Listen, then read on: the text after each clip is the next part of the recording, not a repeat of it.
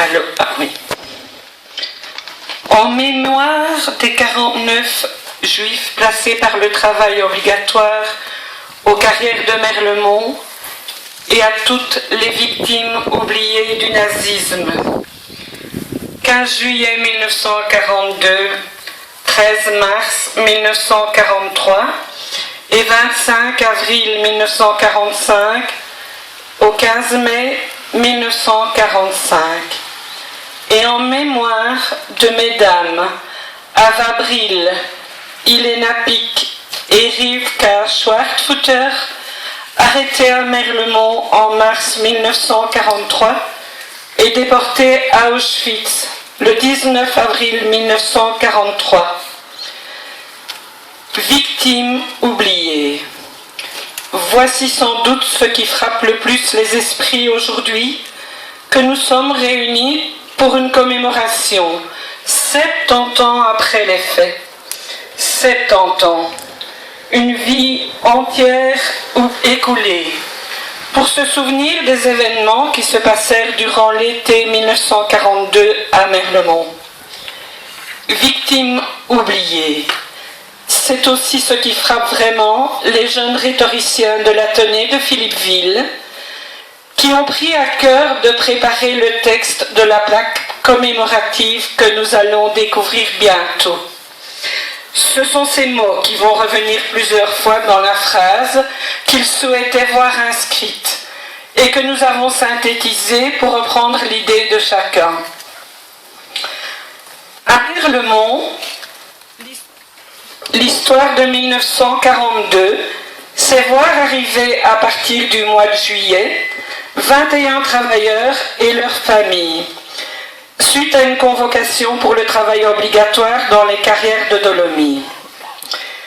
Ils vont vivre parmi les habitants du village pendant 8 mois, certains dans les maisons ouvrières individuelles, d'autres dans les cantines des Italiens, aujourd'hui disparus.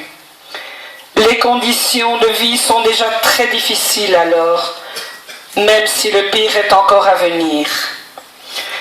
Parmi les villageois, certains vont les aider plus particulièrement, comme le boulanger, M. Gino Pegoretti, les bouchères de Villers, Camille Remacle, son époux, résistant du rail, et sa maman, Aline Dubuisson. Antoine Quevrin, directeur d'une des 2 carrières, ainsi que le papa de M. Roulin, Gildo, Tchophile et Pierre Alboche. Pourtant, une personne malveillante les trahira. Pour ces travailleurs et leurs familles, leur histoire en 1942, c'est l'anéantissement, la Shoah.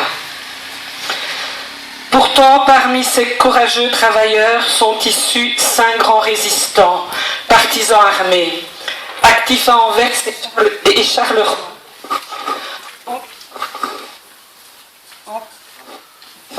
Ensuite, en collaboration avec nos résistants du rail locaux, 2 mourront victimes de leur courage. Parmi eux, 4 mamans arrêtées à Merlemont et déportées à Auschwitz. Une seule réussira à s'évader du convoi qui l'emmenait. Ce sont aussi tous ceux qui ne survécurent pas après leur départ de Merlemont et mourront dans les camps de concentration. Parmi eux, encore, des enfants qui, bientôt orphelins, ne survécurent que cachés et clandestins.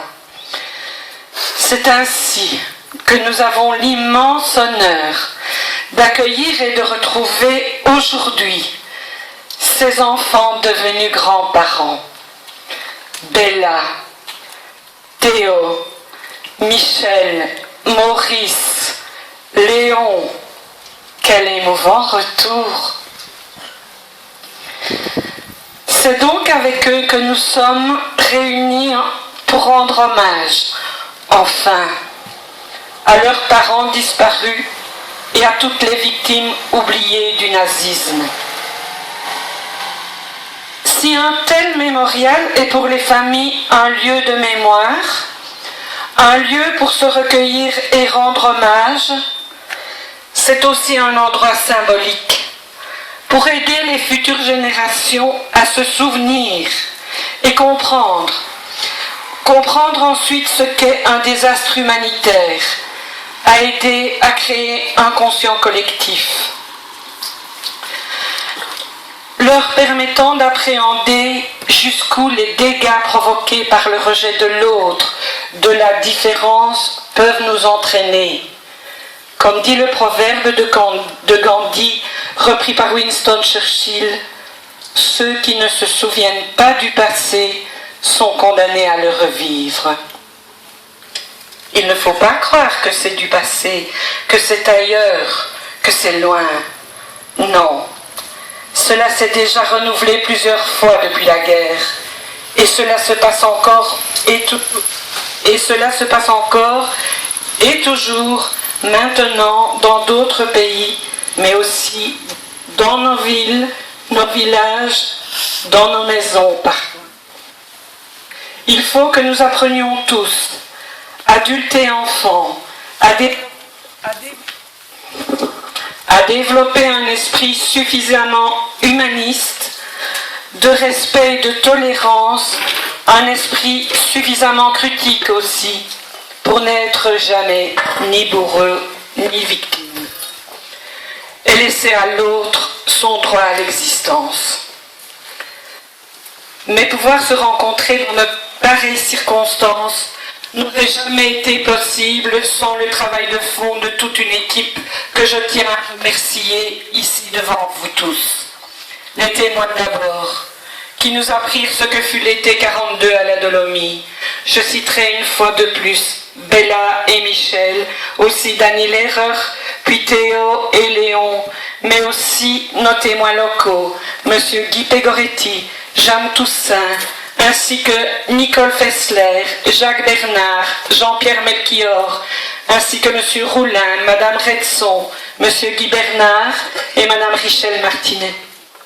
Je remercie aussi tout particulièrement Christian Malburny, président d'Archéophile, sans qui le livre n'aurait jamais vu le jour, ainsi que M. Jacques Roussel, notre bourgmestre sortant, partenaire dès le début de ce vaste projet, et qui nous a soutenus et aidés tout le long de son mandat.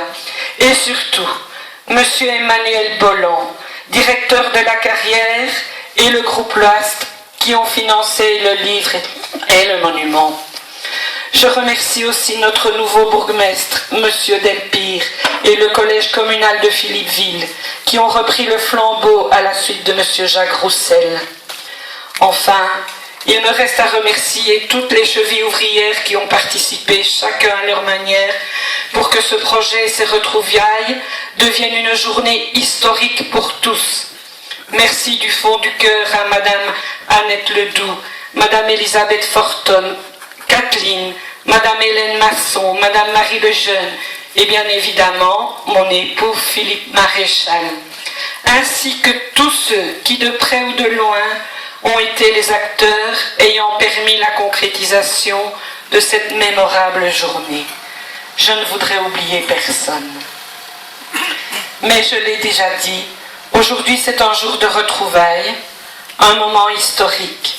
Aussi vais-je demander à Bella, Théo, Maurice, Léon, Albert et Michel de venir découvrir avec les enfants de Merlemont la plaque commémorative qui est devant nous.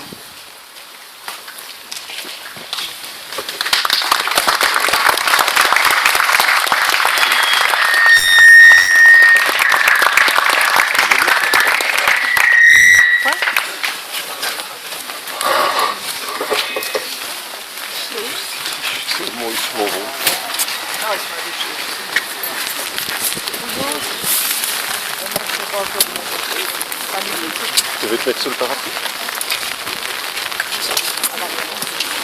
Voilà, je vais rester près de vous, je crois. Eh ben, vous faites bien. Je vais faire le tour.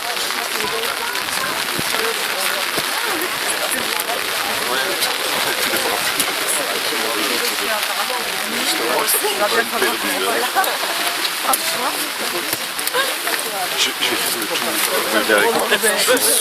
Go, on y va.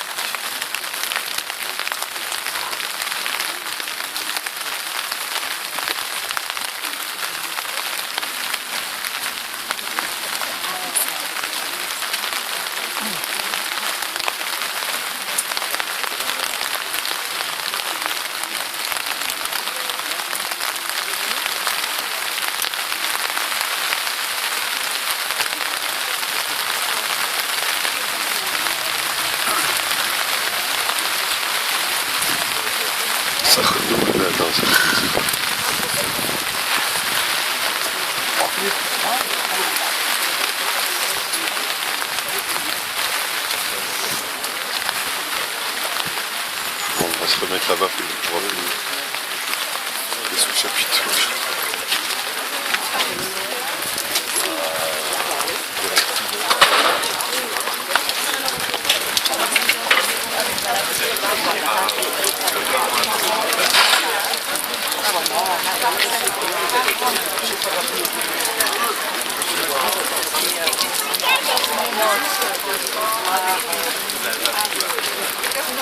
Ça va ?